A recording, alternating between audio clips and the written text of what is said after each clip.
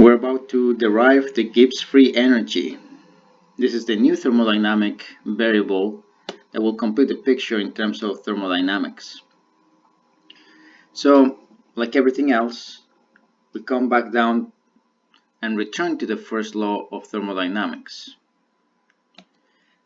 By now, you know that the changing entropy is equal to the changing heat over temperature. And another way to put it is that the temperature times the changing entropy is equal to the changing heat.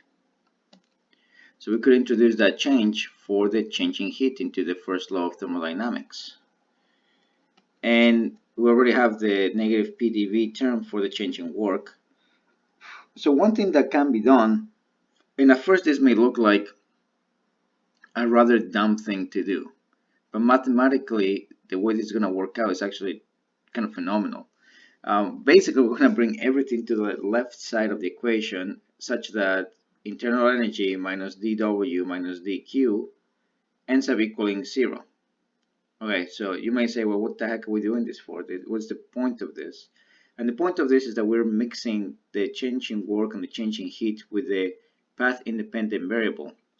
So we're literally going to apply the same rule of thumb, or not rule of thumb, but the rule of partial derivatives that we applied before to all the variables that we have on the same side, specifically the internal energy, pressure times volume, temperature times entropy. And we're going to apply the change to that entire set of functions. And what we did before applies here as well. When you are distributing the change, you distribute to each individual parameter one at a time. So what that means is that when you distribute the d, you'll end up with du. Distribute the d to pv, you'll have d distributed to p first, and then d distributed to v after that. So you'll have vdp plus pdv. And the same thing goes for the negative ts term. You'll distribute the d with t, so you'll have a dt term, and you'll distribute it to s to give you tds. So you're going to have negative sdt and negative tds. Alright, so needless to say, you have a lot of terms right here, but we're going to once again look at what we have derived from the point of view of differential equations. And the idea is that because everything is grouped together, technically speaking, all of what we have here is a path-independent function, which of course is not exactly what we have for the first law, but we're going to see how we can trick the system. So if we look carefully, we'll realize, okay, VDP is not in the first law of thermodynamics. And in addition to that, the SDT term is not in the first law of thermodynamics.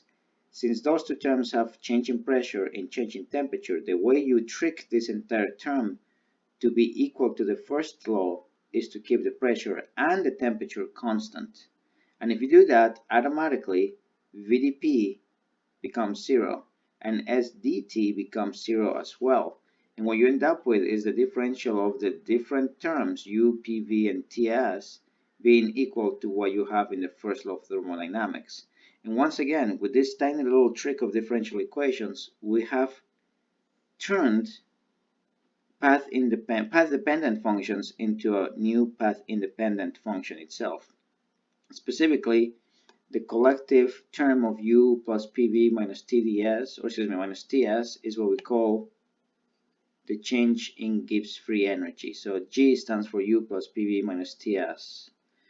All right, and the Gibbs free energy is the last thermodynamic parameter that we need to look into, because this is the one parameter that will tell us for sure whether a process is going to be spontaneous or not.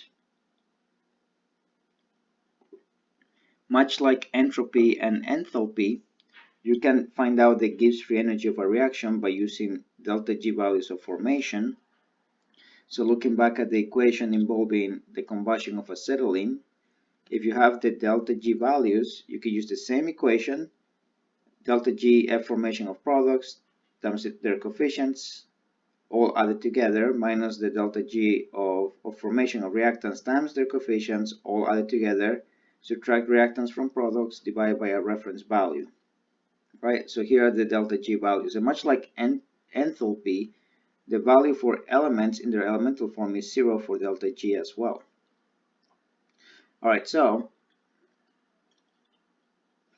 what basically happens is that you multiply 4 by the value of CO2, multiply water by the value, multiply 2 by the value of water, add them together. That's your products. Multiply the value of C2H2 by 2, multiply the value of O2 by 5, and add them together. And those are your reactants. Okay, so here we are adding the values, combine them together within their brackets, and then subtract the reactants from the products, divide by the reference value, and that will give you the value of delta G in kilojoules per mole. One thing that I want you to notice is that the value of delta G is a little bit less than the value of delta H in this occasion. There's going to be a specific reason why that is, a reason that I'm going to get to in the next section. But I just want you to be aware that even though the units are the same for delta H and delta G, the values are not going to be necessarily the same. They can be close to each other, but they are not necessarily the same. And of course, you could use Hess's law once more to figure out the delta G of a reaction, so long as the values for the reference reactions are also delta G reactions themselves. So like we did before, because the first equation has the correct amount of product as we do want in our desired equation, we lock the first equation in place.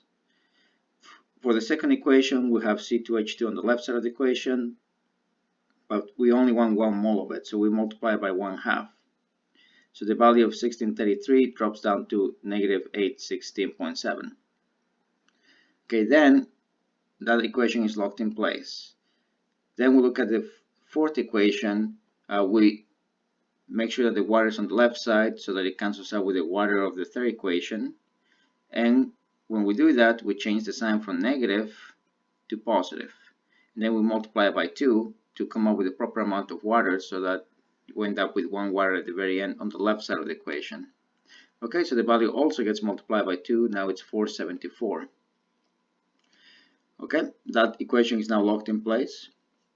And then the second equation, we have graphite that needs to be cancelled out. So we reverse the equation, meaning that this will become positive 394.